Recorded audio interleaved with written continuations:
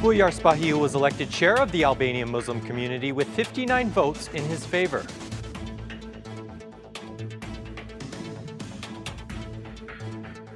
Prime Minister Edi Rama called for a dialogue with Basha, while Basha responded by announcing another protest on March 16th.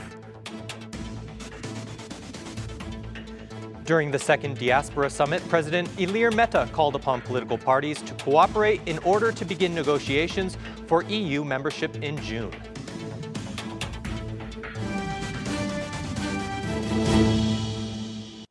Good evening. It's 6 o'clock on Saturday, the 2nd of March, 2019. Welcome to the English edition of Aura News. My name is Oliver, and I'm here to bring you the day's top stories from across the country, translated into English. Tonight, debates and resignations in these moments leading up to the elections in the Albanian Muslim community have been on full display. After the presentation by 3 opposing candidates, 87 members of the council have elected Bujar Spahiu with 59 votes in favor to become the new Muslim community chair, serving under a 5-year mandate.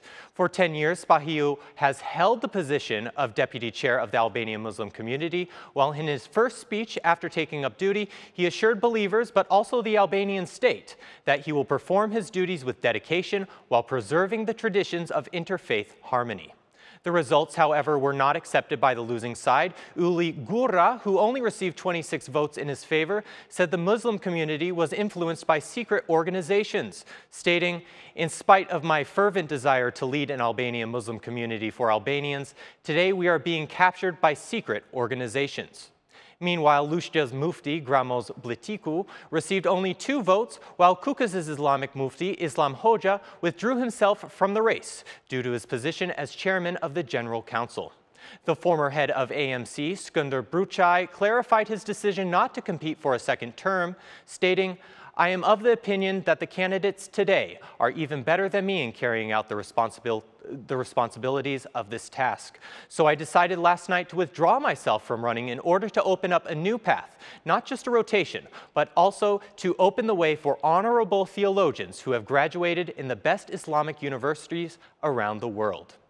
The election process that started around 10:30 this morning was held in Tirana and was monitored by the representatives from the OSCE and the U.S. Embassy.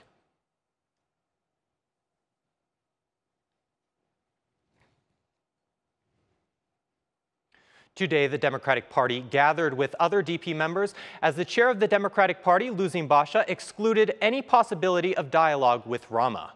When questioned on how he will manage to find a solution without talks, Basha replied, "With whom do I have to talk? With Raya or Churbe or Vanjush Dako?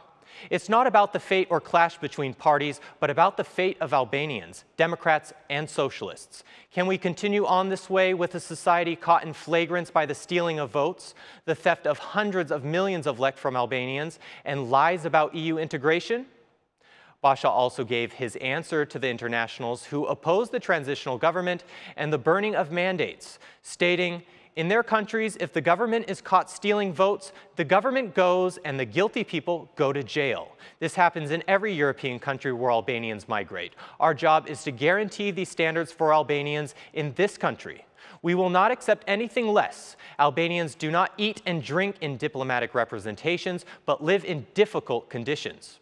Basha also spoke about the opposition's sacrifice over their withdrawal of mandates, stating, "The withdrawal of mandates, salaries, and immunity is a sacrifice that the opposition, together with citizens, takes to pave the road for Albania's entry into Europe."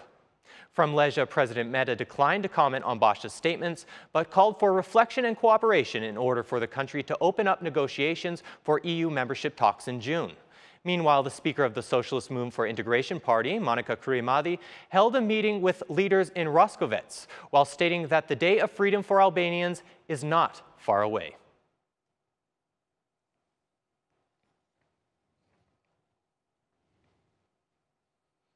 During a press conference at the United Nations in New York, the President of the European Parliament, Antonio Tajani, has categorized the political situation in Albania as very difficult, and according to him, a civil war has begun between the government and the opposition. Tajani stated, "The Balkans is a matter that we are constantly dealing with. The stability of the Balkans is also Europe's stability because the situation is very difficult. It's a civil war between the government and the opposition. This is very dangerous dangerous for their stability.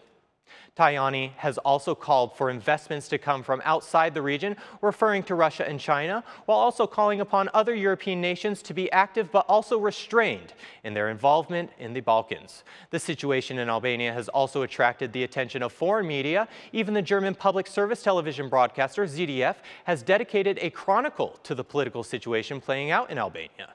ZDF also touched upon the problems that residents near the new Ring Road project are dealing with, stressing that citizens are being forced to exit from their dwellings, which are to be demolished in the framework of the new highway project.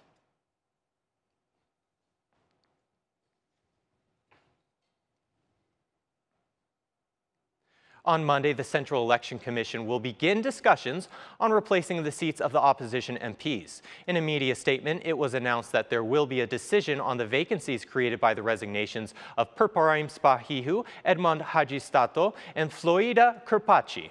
Taking their former positions are Uli Shehu and Edmond Rushai from the list of elected officials in Tirana.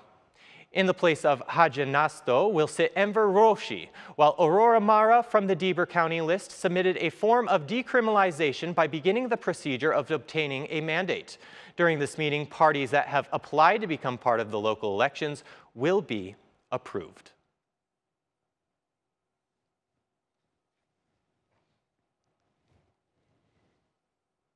The President of the Republic, Ilir Meta, has called upon political parties to reflect and cooperate in order to begin negotiations for EU membership in June.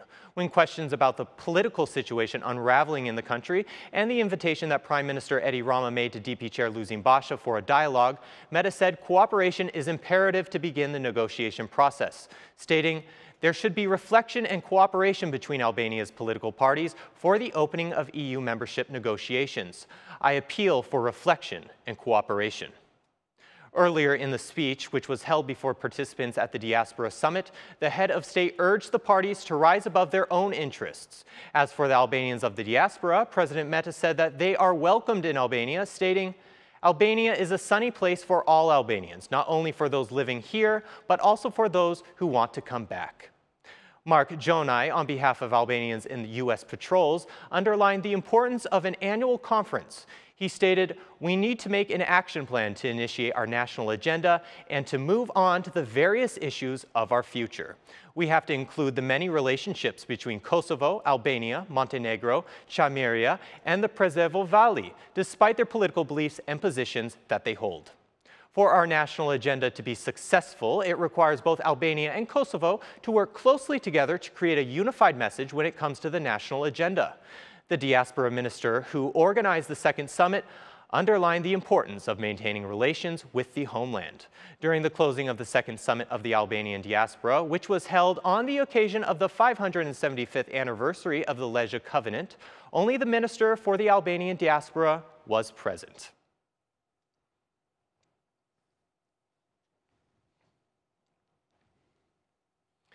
The electoral process in Albania should not be held in June, as it will seriously damage the tourist season in Albania. This is the concern raised by Besnik Vathi, the representative of the Association of Tour Operators in Albania.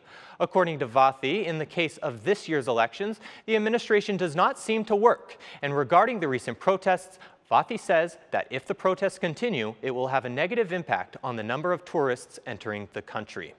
In recent years, the number of foreign tourists entering Albania has increased steadily, but this year, political developments have seemed to weaken this trend.